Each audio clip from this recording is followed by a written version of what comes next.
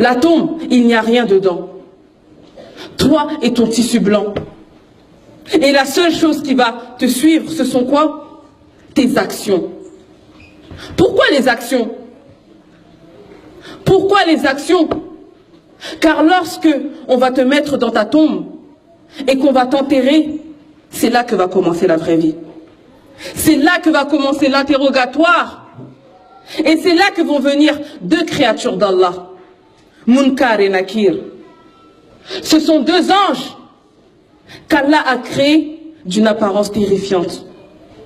Leur voix est comme le tonnerre et leurs yeux sont comme les éclairs.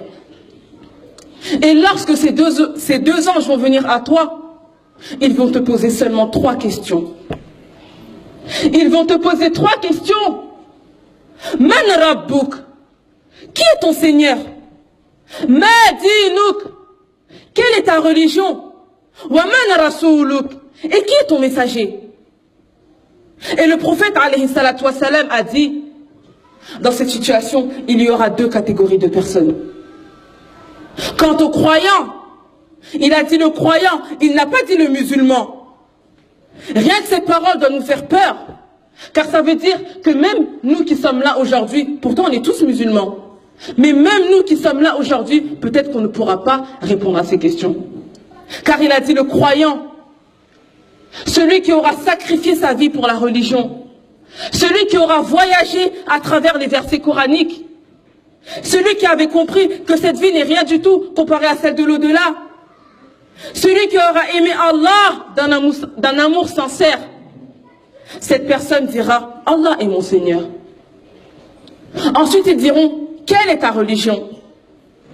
Et là il a dit « Celui qui suivait l'islam, celui qui priait à l'heure, celui qui aimait Allah subhanahu wa ta'ala, celui qui n'avait pas honte de montrer sa religion, qui n'avait pas honte de se dire musulman, qui n'avait pas honte de montrer sa religion, il dira ma religion est l'islam.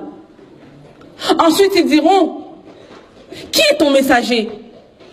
Et là le prophète alayhi salatu wassalam il a dit celui qui suivait la sunna du prophète Mohammed sallallahu alayhi wa sallam. Dès qu'il entendait Qala Rasulullah, le messager d'Allah a dit, il obéissait et mettait en pratique ses paroles. Cette personne dira Mohammed sallallahu alayhi wa sallam est mon messager. Allahu Akbar. Et cette personne-là, elle aura réussi. Cette personne, elle aura réussi. Et il se peut que même moi aujourd'hui, je ne puisse pas répondre à ces questions.